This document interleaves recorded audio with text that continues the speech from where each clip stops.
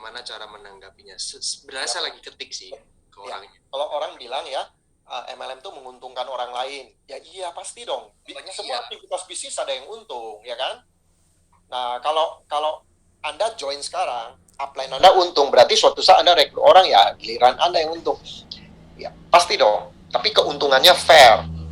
Ya. Anda kalau kerja keras, Anda dapat keuntungan lebih besar dari upline Anda yang kalah kerja kerasnya. Pak Suprato, fair. Saya mau rekrut Pak Suprato nih di MLM. Tapi rugi. Leadernya rugi semua, Pak. Gak mau. Tapi saya rugi gitu ya. Ya, buktinya leader saya itu rugi semua, Pak. Ya. Mau nggak join? Ini marketing mau. Soalnya saya dulunya begitu leader saya itu begitu join MLM miskin semua, Pak. saya dulu ya waktu saya lagi lagi tanda tangan apa ya, lagi ini ya. Terus orang yang saya mau rekrut itu bilang, tapi kalau saya join, kamu untung dong. Iya dong, makanya saya ajak kamu untung. Masa kamu join saya rugi? Ya jangan alergi lah sama leader yang untung, dan memang itu kan yang masa depan Anda. Ya gitu. Cuma menariknya ya yang tadi Pak Suprato bilang, menguntungkan secara adil. Kalau Anda punya kaki lebih banyak, Anda kerja lebih bagus, etos kerja lebih oke, Anda bisa punya bonus jauh lebih besar daripada upline Anda, dan itu banyak banget terjadi. Ya. Kami juga punya upline yang kami lewatin peringkatnya dari ya. Habis Pak Edo kan rekrut seorang teman saya. Nah, teman saya ini baru di bawahnya saya. Ya, karena waktu saya mau join ke Pak Edo sudah lebih dulu merekrut teman kos kami dulu. Jadi Pak Edo pasang saya di bawah si X. Ya, jadi habis Pak Edo ada X, baru kami. Nah, ternyata peringkat waktu saya jalan, saya lebih rajin. Peringkat saya di atas si X. Ya, jadi fair. Siapa yang kerja keras dapat. Nah, jangan alergi kalau Anda kerja keras, upline Anda sukses, karena itu masa depan Anda. Masa Anda kerja keras, upline Anda bangkrut gitu. Bro Evanto ada tambahan kali ya? Ya, kalau saya dulu pernah dia udah distributor gitu, jadi dia merasa bahwa kalau saya jalanin dengan serius, upline saya untung.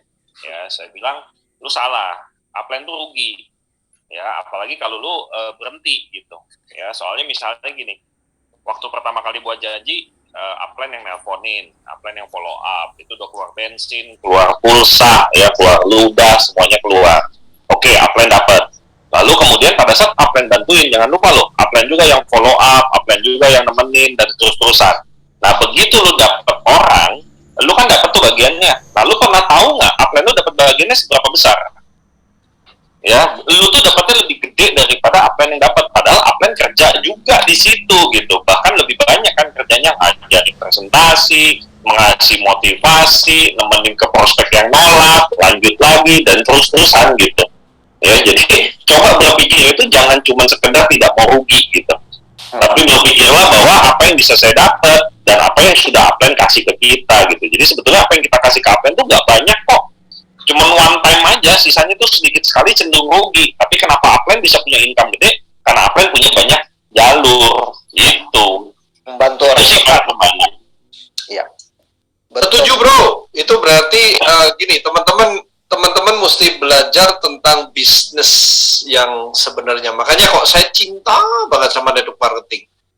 Kebetulan saya pernah jadi CEO juga di perusahaan network marketing. Anda tahu nggak, untuk kita hire konsultan marketing ya untuk branding dan sebagainya, itu kerja kontrak setengah tahun 300 juta kita mesti keluarin. Nah, apakah dijamin bahwa setelah setengah tahun itu akan mulus lagi? Enggak. Pokoknya kita udah kontrak di depan sekian. Itu analisis bagaimana, apa yang harus dilakukan, nanti training pegawai dan sebagainya, itu memang include di situ. Saya setuju sama Bro Elvanto banget. Di network marketing itu saya tidak pernah merasa bersalah kalau seandainya saya sponsori orang terus saya dapat komisi dari sana. Pertama, orang itu bukan yang ngasih duit ke saya, perusahaan yang ngasih uang, karena dia beli produk sesuai dengan harganya kan, harga member udah gitu, udah didiskon sama perusahaan. Jadi bukan berarti gua ngambil duit lu, no, bukan kayak gitu. Karena saya dapat insentifnya dari perusahaan, itu nomor satu. Oke lah, anggaplah gara-gara gua join, gua bayar kan lu dapat duit, gitu misalkan. Tapi itu cuma dapat one time. Nah, dia join dan dia serius. Saya punya kewajiban seumur hidup jadi konsultan, membantu, ya, bahkan ngingetin, jadi sekretaris pribadi juga. Ayo dia ada pertemuan, ayo ada tiket, kadang-kadang nganterin, betul nggak? Zaman dulu ya, kita kadang-kadang nganterin produk, kita nganterin, kita jadi sekretaris pribadi loh di sana, for free. Jadi itu udah kalau dibilang yang untung di atas, betul, saya setuju sebenarnya. Yang untung dia, bukan kita. Bukan menguntungkan yang di atas, itu menguntungkan dia banget di sana. Thank you, bro. Orang yang tepat itu akan berterima kasih kepada upline. Kalau kita tahu ini bisnis buat kita,